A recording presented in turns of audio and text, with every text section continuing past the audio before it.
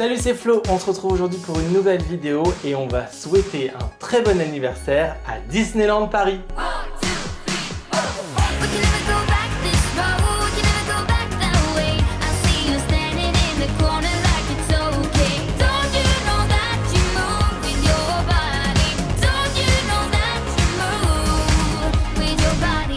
Comme je vous le disais avant le générique, aujourd'hui c'est une vidéo un peu bonus. En effet, on n'est ni mercredi, on n'est ni samedi, c'est une vidéo en plus des deux que vous retrouvez sur ma chaîne toutes les semaines.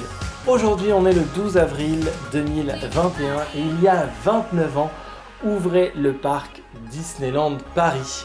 Et pour l'occasion, je vous propose de retrouver un petit reportage sur la genèse du parc, comment l'idée est arrivée à la Walt Disney Company de créer un parc en Europe, jusqu'à l'ouverture le 12 avril 1992. Regardez. Tout commence au début des années 80. La Walt Disney Company possède des parcs d'attractions en Californie, en Floride et au Japon.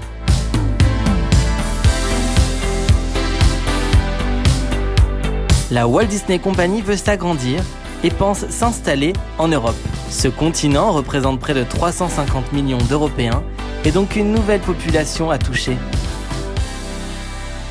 Après avoir longtemps hésité entre plusieurs sites, deux sites intéressent plus particulièrement la Walt Disney Company. Un site près de Barcelone et l'autre en France, près de Marne-la-Vallée. Et la France est prête à tout pour séduire la Walt Disney Company. Michel Giraud sont décidés à mettre tout en œuvre pour obtenir l'implantation de Disneyland à Marne-la-Vallée. Les dizaines de milliers d'emplois qui pourraient être créés avec l'implantation du parc font rêver les Français. Les négociations entre la société américaine et l'État français s'engagent et un premier accord est signé le 18 décembre 1985. La Disney Company ne laisse rien au hasard, demande et obtient toujours plus de la France, notamment sur le financement et l'aménagement du parc d'attractions. Les pouvoirs publics, de leur côté, tenant beaucoup à ce projet créateur d'emplois.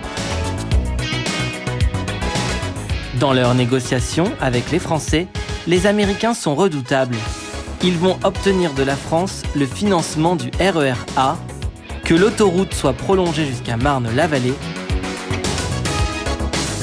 Ils demanderont même la création d'une ligne TGV pour desservir le parc d'attractions. C'est toute la France qui paiera ces travaux, dont le montant final sera de 1,6 milliard de francs, soit un peu moins de 430 millions d'euros. En 1987, après des années de négociations, un accord est enfin trouvé. Mais le Premier ministre Jacques Chirac n'est pas au bout de ses surprises. En effet, la Walt Disney Company, voulant marquer le coup, demande à Jacques Chirac de co-signer les accords avec Mickey. Pour le Premier ministre de l'époque, c'est impossible car c'est un moment solennel. Welcome to Walt Disney Company. For the best. Jacques Chirac refuse donc que Mickey franchisse les portes de Matignon. Le Premier ministre invite de nombreux journalistes pour médiatiser la signature de l'accord historique entre l'État français et la Walt Disney Company. This agreement with the Walt Disney Company is a very, very interesting contract and affair. I'm sure it will be a great success because it's Disney Company and because it's France. Alors que les travaux pharaoniques débutent à Marne-la-Vallée, de violentes critiques éclatent. Le parc devient alors le symbole de l'impérialisme américain. Pour une partie de l'opinion de la France, le parc d'attractions devient le 51e État des États-Unis. Malgré le scénario catastrophe relayé par certains médias, 80% des Français n'ont pas peur de l'arrivée du parc en France. Bien au contraire, ils y sont favorables pour des raisons liées aux emplois.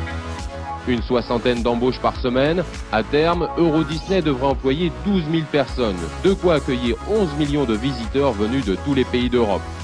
Mais aussi parce qu'une majorité d'entre eux trouvent positif le fait d'aller en famille sur le parc.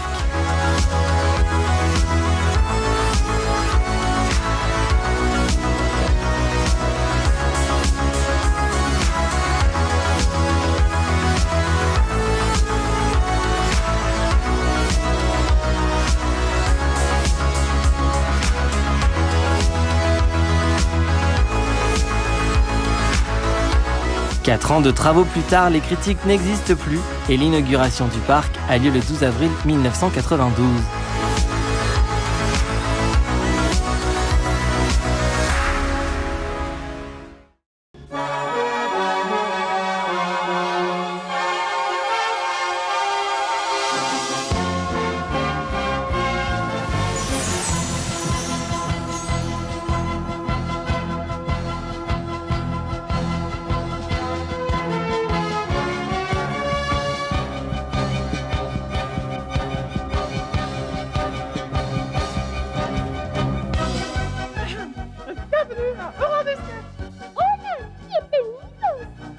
Howdy, folks. Herzlich willkommen.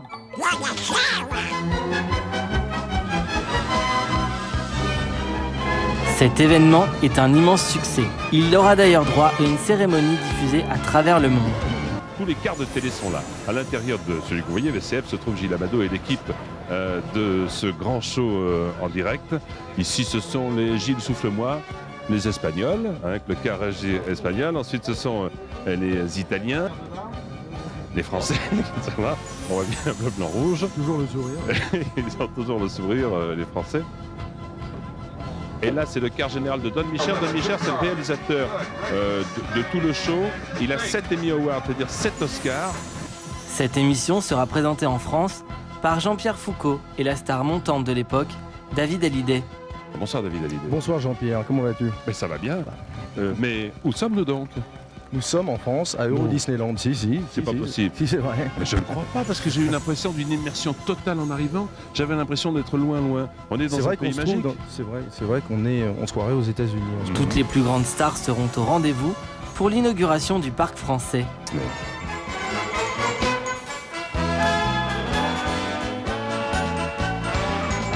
L'arrivée des stars, tout à l'heure de toutes les stars. Bon, je ne vais pas vous faire l'injure de citer tout le monde, mais vous les reconnaissez? On vient de voir Jean-Claude Van Damme en premier. Oui, le belge, l'américain belge. Hein. Alors, ici, toutes les vedettes Candice Bergen, ici présentes, sont en train d'apposer leurs mains dans le ciment. Eddie Murphy qui est là, il crée un remue-ménage, Eddie Murphy. Alors là, c'est la vraie parade. Hein. Tu avais déjà assisté à une parade de la sorte, David, ou pas? Jamais, mais en regardant ces images, on se croirait un peu à New York. C'est vrai? Bah non, ici on est à Euro Disney. Là, c'est le patron d'Euro Disney, Robert Fitzpatrick, qu'on appelle Bob. Et voilà. Un rapide aperçu de ce qui s'est passé tout à l'heure lors de l'inauguration d'Euro Disney en France. Près de 3 heures de programme télé qui finiront en apothéose avec l'inauguration du parc et ces mots prononcés par le CEO de l'époque. Et maintenant, je déclare Euro Disney officiellement ouvert. C'est désormais gravé dans le marbre, la fabuleuse success story de Disneyland est aussi celle de la France.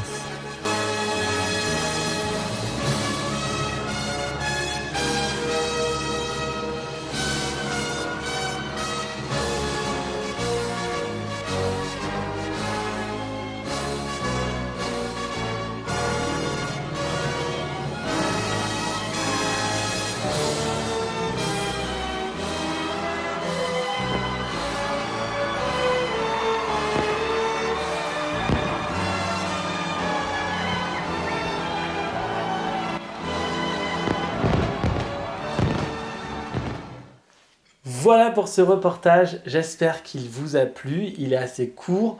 En tout cas, si ce genre de format vous plaît sur ma chaîne, n'hésitez pas à laisser un commentaire, à surtout liker la vidéo en mettant un pouce bleu. Et si ce n'est pas déjà le cas, abonnez-vous à ma chaîne et cliquez sur la cloche de notification pour découvrir toutes les autres vidéos de ce genre-là qui vont bientôt arriver sur ma chaîne. Avant de clore cette vidéo, bien évidemment, on ne pouvait revenir sur les 29 années de Disneyland Paris. This is the anthem. Here's what you came for. This is the moment magic was made for. Come on, let's light up the sky now. You feel the magic happening right right now. Come with me. All your dreams are out there waiting to be chased. Just in case you feel brave enough to put a little faith in a magic land full of wishes. And I don't want true love kisses. If you wanna know what a wish is, just listen. Just a little faith and try. And with a little pixie dust, your wildest dreams can be yours. Believing is enough. Mix it with the magic stuff, and love is an open door. And you can make it possible, a possibility. Just find a star to wish upon. Magic things are happening. You'll see if you just believe a little deeper. If you just believe, make it is, my heart. If you just believe, if you just believe,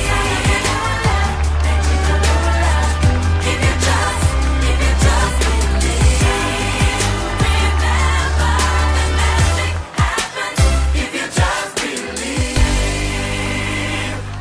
Et encore un très bon anniversaire à Disneyland Paris. J'espère que cette vidéo vous aura plu. Si c'est le cas, laissez un maximum de pouces bleus et de commentaires. N'hésitez pas non plus à vous abonner et à cliquer sur la cloche de notification. Quant à moi, je vous donne rendez-vous mercredi à 17 h pour une nouvelle vidéo. D'ici là, je vous dis salut!